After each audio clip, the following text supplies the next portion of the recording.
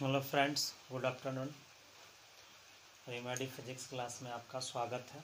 मैं A.K. रॉय, आपका physics lecturer. आज हम लोग स्टडी करेंगे 11th क्लास का जो सेकेंड चैप्टर है, डायमेंशन एंड डायमेंशनल एनालिसिस। ठीक है, तो सबसे पहले आज इस चैप्टर का इंट्रोडक्शन हम लोग पढ़ेंगे। और इंट्रोडक्शन में जो बच्चे अच्छे से स्टडी कर लेते हैं तो उसे आगे का भी चैप्टर आपको बहुत ही अच्छा से समझ में आएगा।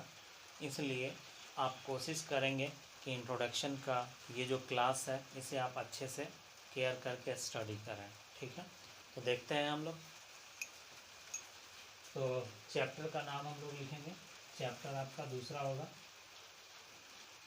चैप्टर आपका 2 नंबर होगा और इसका नाम होगा आपको dimension and dimensional analysis.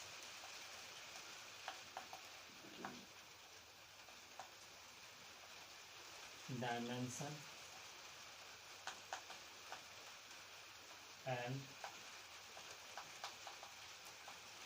Dimensional analysis.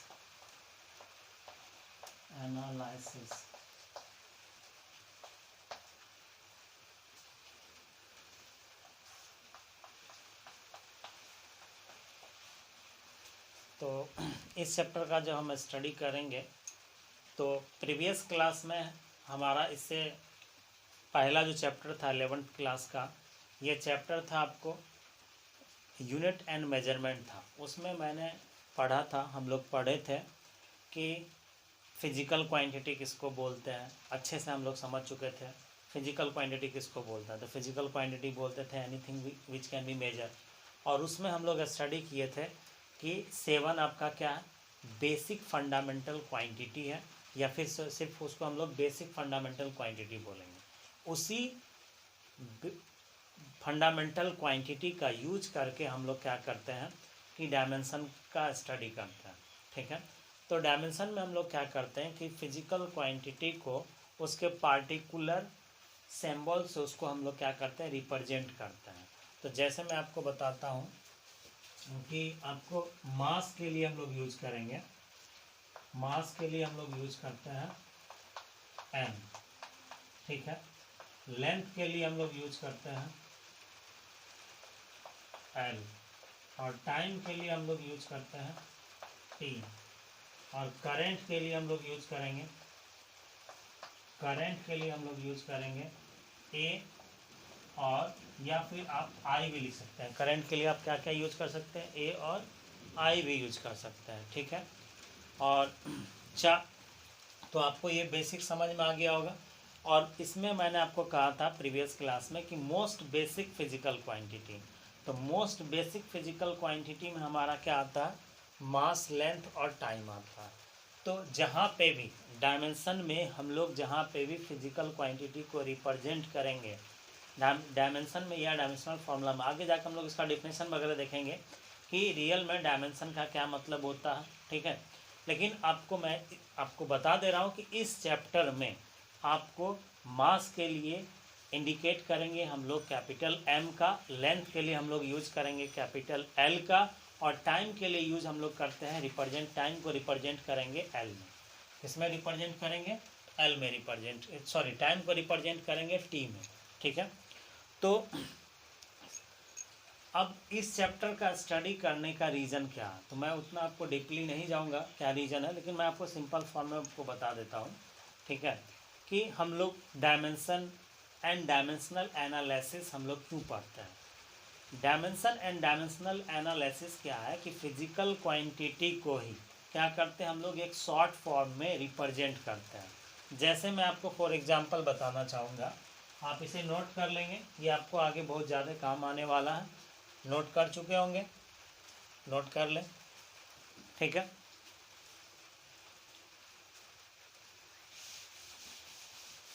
इस चैप्टर को समझने के लिए हम एक छोटा सा एग्जांपल आपको देंगे।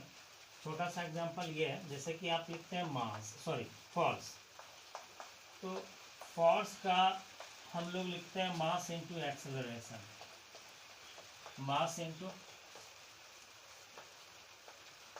एक्सेलरेशन, ठीक है। या फिर इसको हम लोग लिखते हैं F इक्वल ma, इस तरह से हम लोग लिखते हैं, ठीक है।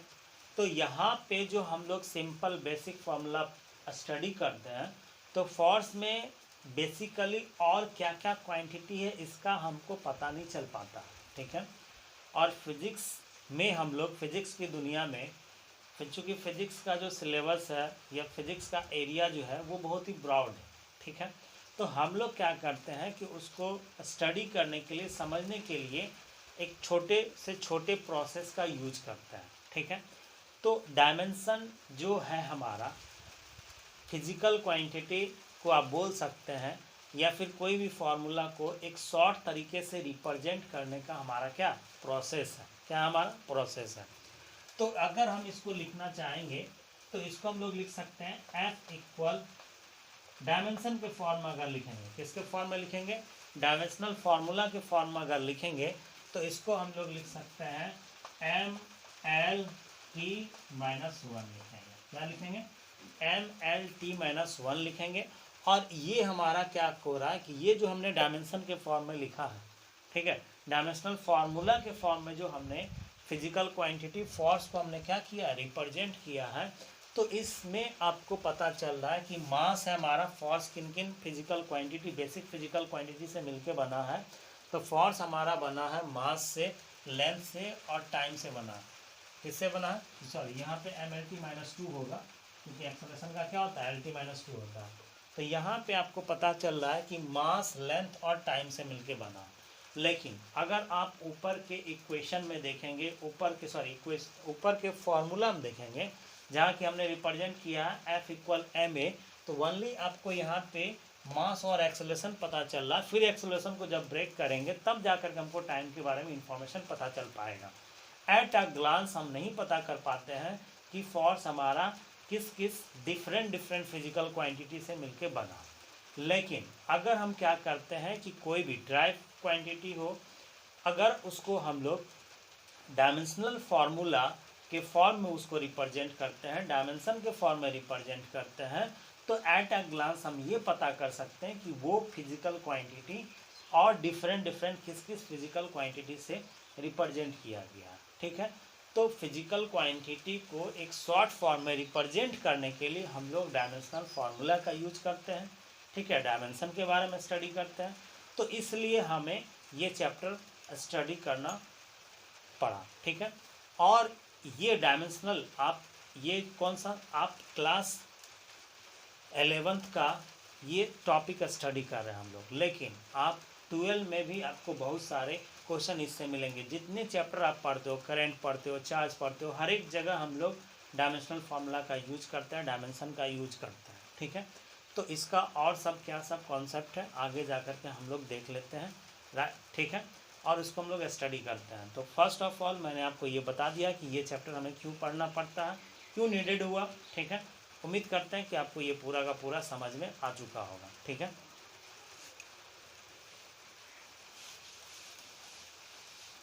अब चैप्टर आपको समझ में आ चुका होगा, चैप्टर 2 हमारा है ये, डायमेंशन एंड डायमेंशनल एनालिसिस, ठीक है। इसका फर्स्ट टॉपिक हम लोग लिखेंगे, पहले हम लोग राइट कर लेते हैं, फिर इसके बाद इसको अच्छे से समझते हैं।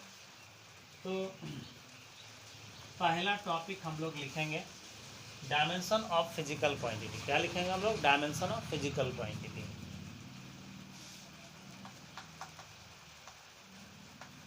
Dimension of physical quantity.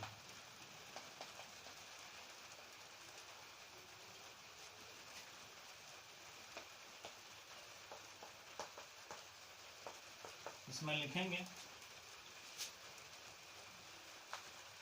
the dimension of physical quantity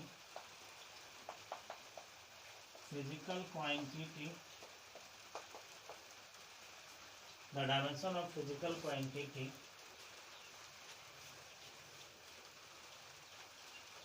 is defined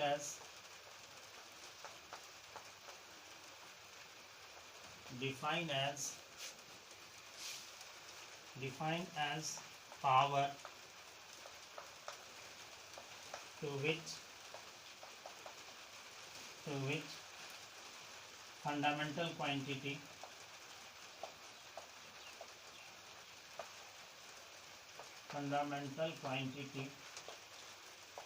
और फंडामेंटल क्वांटिटी में क्या सब आता है आपको पता है। मास के लिए हमने कहा था आपको क्या यूज करेंगे, m, l के लिए t एंड टाइम के लिए हम लोग यूज करेंगे कैपिटल T। ठीक है, यहाँ तक आपको समझ में आ चुका होगा। तो मस्ट बी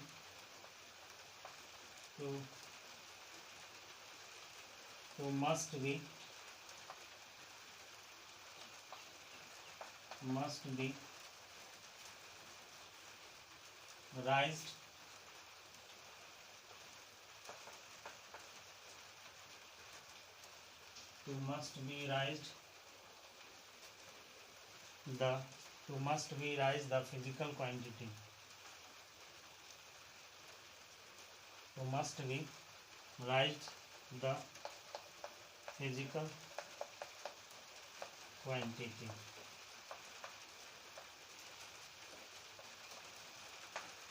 अब इसका मतलब हम लोग समझते हैं। डायमेंशन हम लोग क्या करते हैं कि जैसे आपको हमने कहा एग्जाम्पल के फॉर्म हम यहाँ बता देंगे आपको। जैसे आप एग्जाम्पल पहले लिख लें, जैसे हम वेलोसिटी की बात करते हैं तो वेलोसिटी इक्वल हम लोग लिख सकते हैं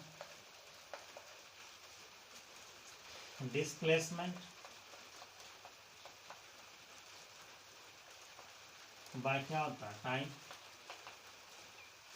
इसको अगर आप डायमेंशन के फॉर्म में रिप्रेजेंट करेंगे तो हम लोग लिख सकते हैं वेलोसिटी ऑफ या dimension of velocity, dimension of velocity equal हम लोग लिखेंगे क्या, dimension displacement, dimension length bye dimension time.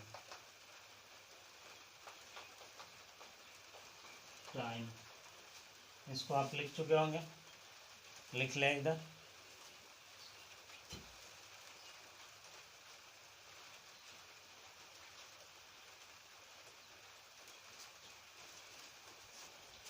लिख लें, जल्दी करेंगे, इसे राइट करेंगे।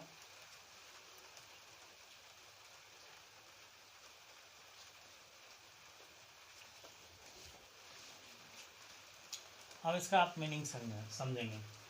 डायमेंशन ऑफ फिजिकल क्वांटिटी का मतलब हुआ कि the dimension of physical quantity is defined as power to which fundamental quantity. जब हम फंडामेंटल क्वांटिटी को उसके पावर के फॉर्म में रिप्रेजेंट करेंगे तो उस पावर को हम लोग बोलते हैं डायमेंशन बोलेंगे। क्या बोलेंगे उसको, डायमेंशन बोलेंगे। जैसे अगर हम इसको आगे और इसको डिस्क्राइब करते हैं हम लोग,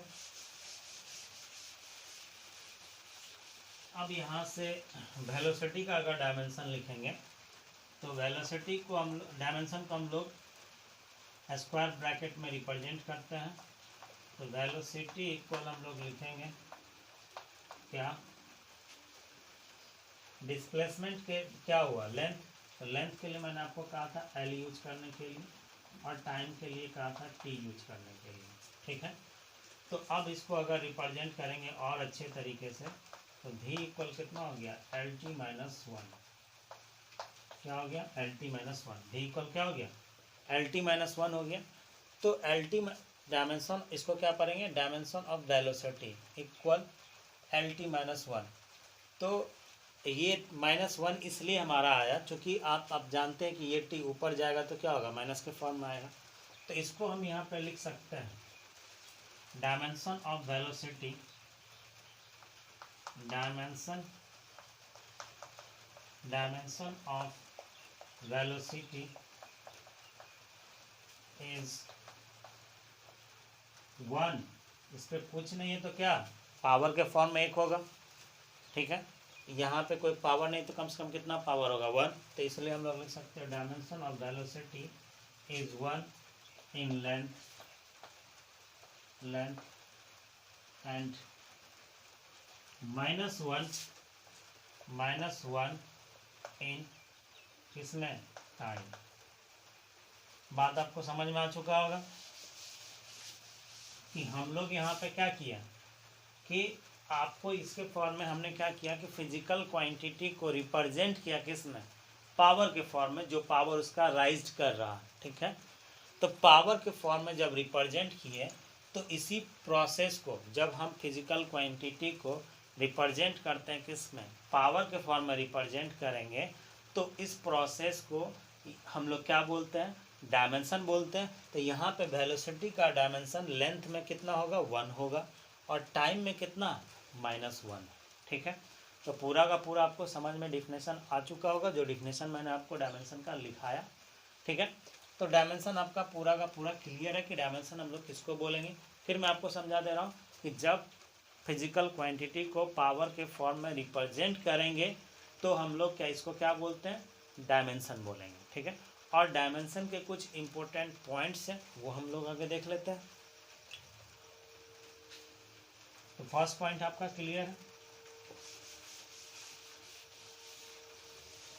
इसी में अगर हम लोग लिखेंगे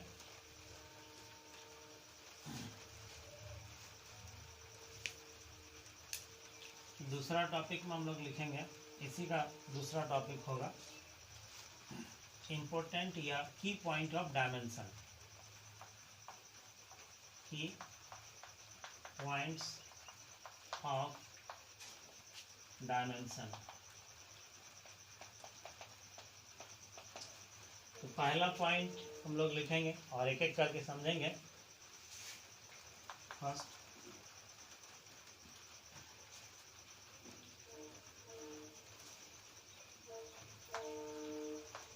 the formula of physical quantity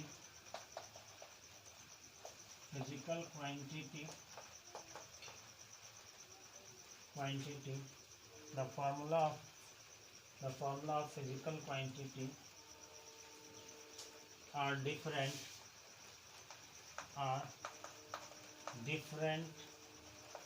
in different cases, but dimension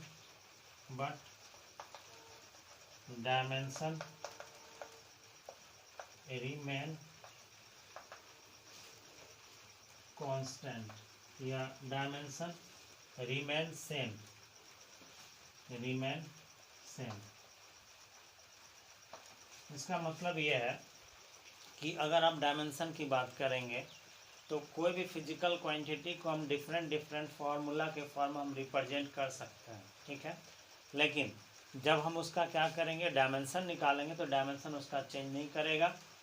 हर एक केस में हमारा डायमेंशन क्या होगा, सेम होगा। तो आप इसे देख सकते हैं, जैसे कि एग्जाम्पल के फॉर्म में मैंने आपको लिखा, एग्जाम्पल के फॉर्म में क्या, area of square, area of square. तो एरिया ऑफ स्क्वायर जो होता है ये आपको क्या होता है, ए स्क्वायर होता है। तो यहाँ पे क्या होता है कि साइड होता है, तो साइड ए, यहाँ पे क्या होगा, साइड ऑफ स्क्वायर। तो यहाँ पे हम इसको क्या लिख सकते हैं, एल इंटू एल लिख सकते हैं लेंथ के फॉर्म में। और फिर जब इसका डायमेंशन निकालेंगे, ठीक है। और डायमेंशन के लिए हमने क्या कहा, आपको आगे जाके हम लिख देते हैं कि डायमेंशन को हम लोग रिप्रेजेंट करते हैं स्क्वायर ब्रैकेट में। डायमेंशन को किस में रिप्रेजेंट करते हैं, स्क्वायर ब्रैकेट में। तो यहाँ से अगर बात करेंगे तो सिंपली हम इसको क्या करते हैं, एरिया ऑफ स्क्वायर, इस तरह से आपने लिख दिया। फिर यहाँ से डायमेंशन के फॉर्म अगर लिखेंगे तो सीधा हम ब्रैकेट, स्क्वायर ब्रैकेट लगा देते हैं, एरिया ऑफ स्क्वायर,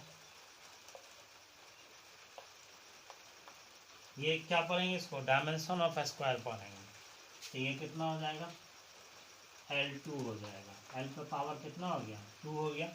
जब हम डायमेंशन के पावर के फॉर्म में रिप्रेजेंट करेंगे किसको, फिजिकल क्वांटिटी को, तो यही हमारा क्या कहलाता, डायमेंशन कहलाता। तो ये हमारा डायमेंशन किसका हो गया, स्क्वायर का डायमेंशन हो गया। और यहीं पे अगर हम बात करते हैं, किसकी बात करेंगे, तो हम लोग सेकेंड एग्जांपल लेते हैं, area of circle. Area of circle, तो सर्कल का एरिया कितना होता है, पाई आर स्क्वायर। तो ये आर भी हमारा क्या है, रेडियस है, और रेडियस भी हमारा क्या है, एक तरह का लेंथ ही है। और एक बात मैं आपको बता दूं कि डायमेंशन के केस में हम लोग कांस्टेंट वैल्यू का कोई डायमेंशन रिप्रेजेंट नहीं होगा। कांस्टेंट वैल्यू का डायमेंशन इसलिए रिप्रेजेंट नहीं होगा क्योंकि डायमेंशन जो हम लोग यूज करते हैं वो फिजिकल क्वांटिटी के लिए यूज करते हैं, ठीक है, ना कि हम लोग किसी पार्टिकुलर कांस्टेंट टर्म के लिए यूज करेंगे, ठीक है। तो यहाँ पे पाई को हम लोग कंसीडर नहीं करेंगे। तो इसका भी अगर हम डायमेंशन लिखेंगे, आगे हम यहाँ पे लिख देते हैं। आपको यहाँ तक समझ में आ चुका होगा, आप इसे राइट कर लेंगे। राइट कर चुके हैं, राइट कीजिए। अब इसी को हम लोग अगर लिखेंगे,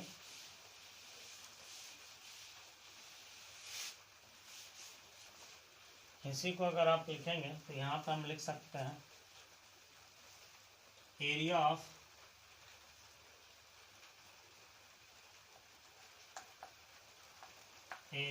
सर्कल का क्या लिखेंगे, डायमेंशन। तो ये भी कितना हो जाएगा, L2। तो आप देखें कि दोनों केस में हमारा डायमेंशन जो है वो फॉर्मूला हमारा एक फिजिकल क्वांटिटी, और फिजिकल क्वांटिटी हमारा क्या, दोनों क्या, हमारा एरिया ही था, ठीक है। लेकिन डिफरेंट केस में डिफरेंट तरीके से हम उसको रिप्रेजेंट किए हुए थे, लेकिन हमने उसका डायमेंशन देखा सेम है। तो एक फिजिकल क्वांटिटी का डिफरेंट फॉर्म में हम उसका फॉर्मूला रिप्रेजेंट कर सकते हैं, लेकिन जो डायमेंशन होगा दोनों केस में, डिफरेंट केस में हमारा सेम होगा, ठीक है। तो इसलिए आप यहाँ पे लिखना चाहेंगे तो यहाँ से क्या हो गया, आप इसको यहाँ से लिख सकते हैं एरिया ऑफ सर्कल। इसको क्या पढ़ेंगे, क्योंकि हमने स्क्वायर ब्रैकेट लगा दिया है और डायमेंशन को हम लोग रिप्रेजेंट करते हैं स्क्वायर ब्रैकेट में, इसलिए हमारा क्या कहलाएगा, डायमेंशन ऑफ सर्कल इक्वल हमारा क्या होगा, सॉरी ये इसको क्या पढ़ेंगे, डायमेंशन। तो यहाँ पे क्या होगा, एरिया ऑफ स्क्वायर। समझ में आ चुका होगा। तो इस तरह से आप पहला पॉइंट जो था इम्पोर्टेंट पॉइंट का, की पॉइंट का, वो आप लिख चुके हैं, ठीक है। पॉज करके आप लिख सकते हैं। अब राइट कर चुके हैं।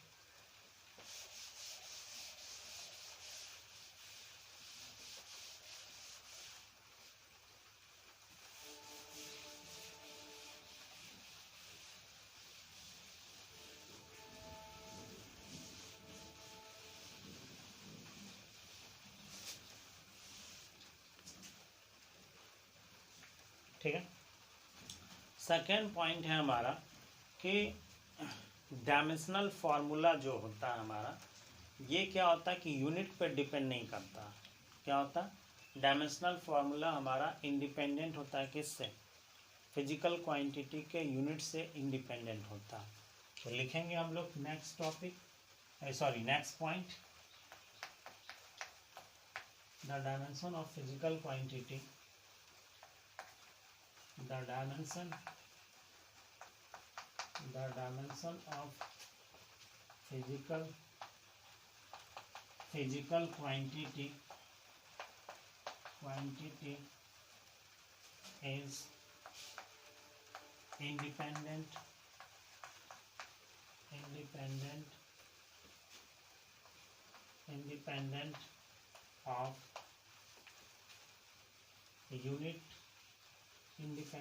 of unit, independent of unit used, जो यूनिट यूज हुआ उससे ये इंडिपेंडेंट होता है। अब इसका एग्जांपल आप कैसे समझेंगे? तो जैसे अगर मैं आपको बात करता हूँ वेलोसिटी, तो वेलोसिटी को हम लोग रिप्रेजेंट कर सकते हैं इसका यूनिट सीजीएस के फॉर्म में, सेंटीमीटर पर सेकेंड स्क्वायर भी लिख सकते हैं। ठीक है, किसके फॉर्म में? ये सीजीएस के फॉर्म में, सीजीएस यूनिट के फॉर्म में, ये हमारा सीजीएस यूनिट के फॉर्म में। ठीक है, और यहीं पे अगर वेलोसिटी को रिप्रेजेंट करेंगे, वेलोसिटी को अगर हम रिप्रेजेंट करेंगे तो इसको हम लोग मीटर पर सेकेंड, मीटर पर सेकेंड ओनली होगा, मीटर पर सेकेंड ये रिप्रेजेंट है हमारा एसआई यूनिट में, एसआई यूनिट में ये रिप्रेजेंट है। तो आप यहाँ से देख सकते हैं कि वेलोसिटी का एक यूनिट में हमारा क्या, फर्स्ट यूनिट में ये है हमारा, इसको हम फर्स्ट यूनिट मान लेते हैं, और सेकेंड यूनिट में ये है हमारा सेकेंड यूनिट। लेकिन दोनों केस में अगर हम यहाँ से देखेंगे तो डायमेंशन इसका हमारा सेम होगा। तो डायमेंशन यहाँ पे भी हम लोग इसका डायमेंशन क्या यूज करेंगे, LT-1 यूज करेंगे। ठीक है, और इस केस में भी इसका जो डायमेंशन होगा ये LT-1 ही होगा।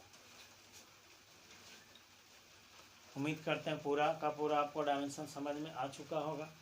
ठीक है, तो ये इसके कुछ पॉइंट्स थे जो कि मैंने आपको बता दिए, और भी इसके पॉइंट्स वगैरह हैं, इम्पोर्टेंट पॉइंट वगैरह, तो जहाँ जो टॉपिक को हम लोग स्टडी करते जाएंगे उसका इम्पोर्टेंट पॉइंट हम लोग राइट करते जाएंगे। तो आप यहाँ तक कंप्लीट कर चुके होंगे, कंप्लीट कीजिए। कंप्लीट कर चुके हैं?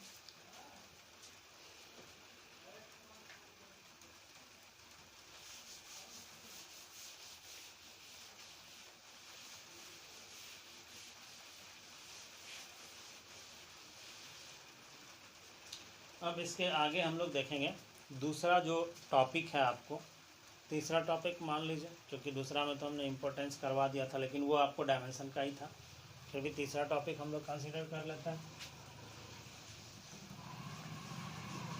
थर्ड टॉपिक है आपका डायमेंशनल फार्मूला।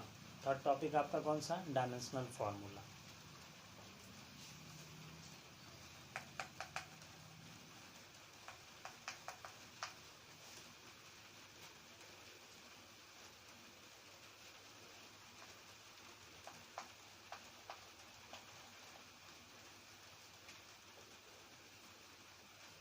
इसको हम लोग लिखेंगे when we represent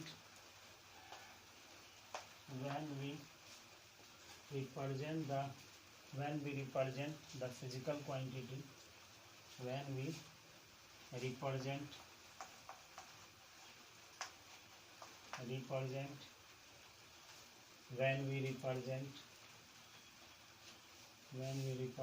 the physical quantity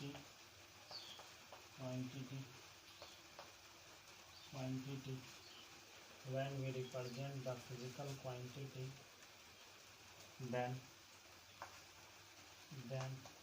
it is when we represent the physical quantity in the form of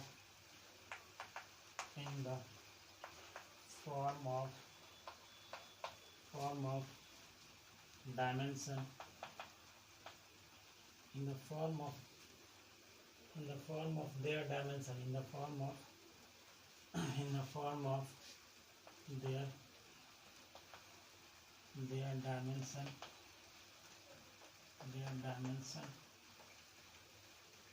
their dimension, then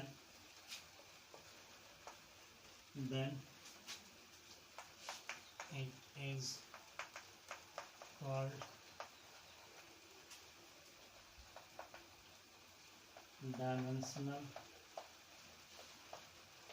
formula.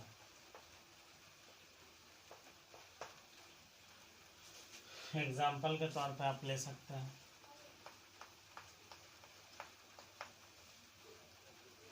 जैसे हम बात करते हैं फोर्स की,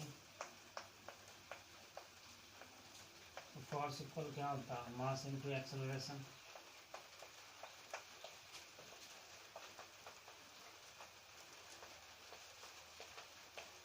अब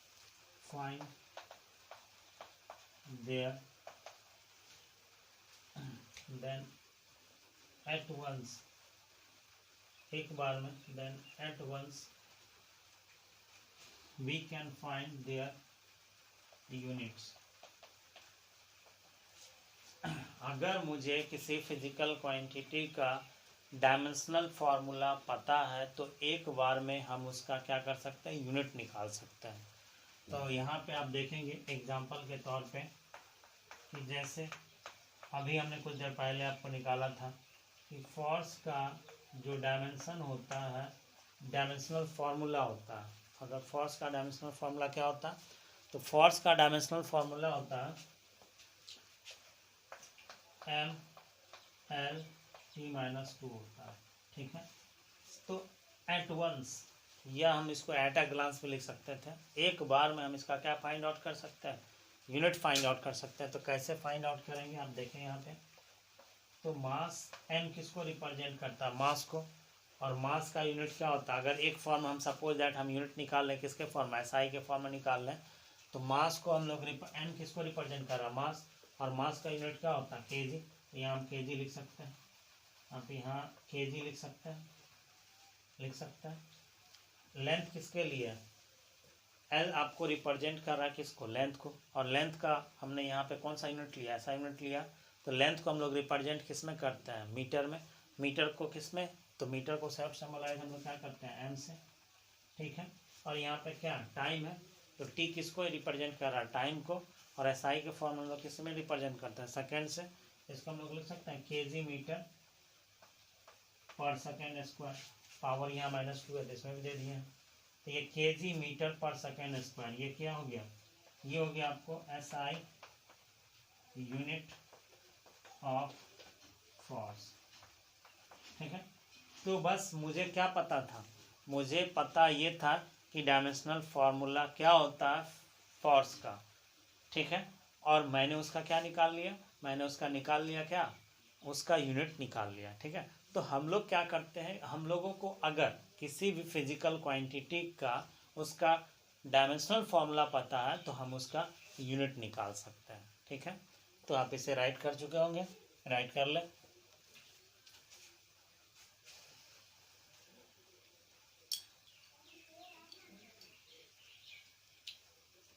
ये थर्ड टॉपिक का नोट था आपको. एक नोट इसमें यहीं पे हम लोग लिख लेते हैं, क्योंकि फर्स्ट टॉपिक में ही मुझे बताना, डायमेंशन में ही आप मेजर कर सकते थे कि हम लोग जैसे कि यहाँ पे इसको बोलते हैं स्क्वायर ब्रैकेट बोलते हैं. तो डायमेंशन को हम लोग रिप्रेजेंट जो करते हैं, ठीक है, वो स्क्वायर ब्रैकेट में रिप्रेजेंट करते हैं, या बोल सकते हैं कि इंडिकेट करना. ठीक है. तो यहीं पे आप लिख चुके हैं, यहीं पर आप सेकंड पॉइंट करके लिखेंगे तो लिख सकते हैं. क्या लिखेंगे, the dimension is indicated by, या represent, the dimension is represented by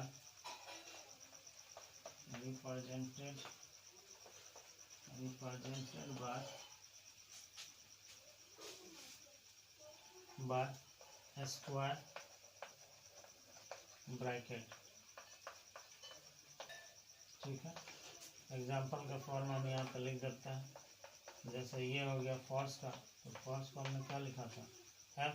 यही स्क्वायर ब्रैकेट किसको रिप्रेजेंट, इसको क्या पढ़ेंगे, डायमेंशन ऑफ फोर्स पढ़ेंगे. ठीक है. और इसको हम लोग MLT-2. ठीक है. तो इस तरह से हम लोग स्क्वायर ब्रैकेट का यूज करके डायमेंशन को क्या करते हैं, रिप्रेजेंट करते हैं. ठीक है. तो यहाँ तक आपका कॉन्सेप्ट क्लियर है, कोई दिक्कत नहीं होगा. ठीक है. तो अब हम लोग चलते हैं नेक्स्ट टॉपिक की ओर, टॉपिक नंबर 4. और टॉपिक नंबर 4 हमारा क्या है, टॉपिक नंबर 4 हमारा है डायमेंशनल इक्वेशन है. आप इसे राइट कर लें.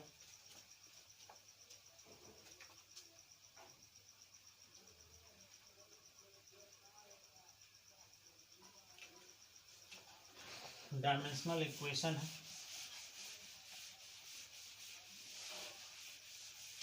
तो फोर्थ टॉपिक में हम लोग लिखेंगे dimensional equation.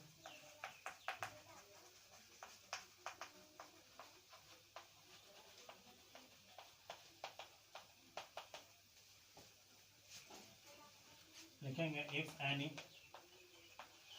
Physical quantity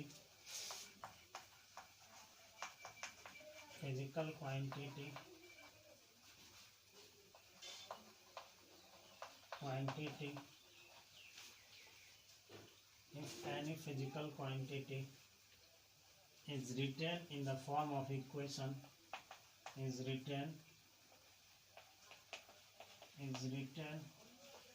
in the form of equation and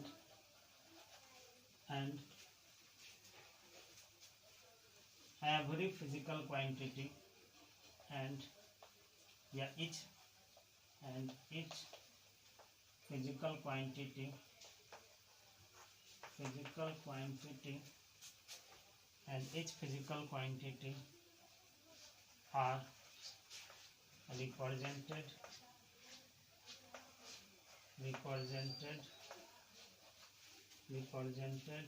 in their dimension, then final equation, then resulting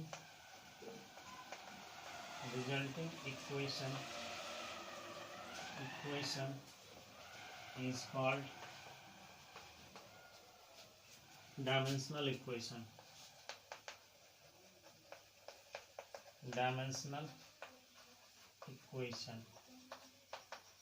ठीक है।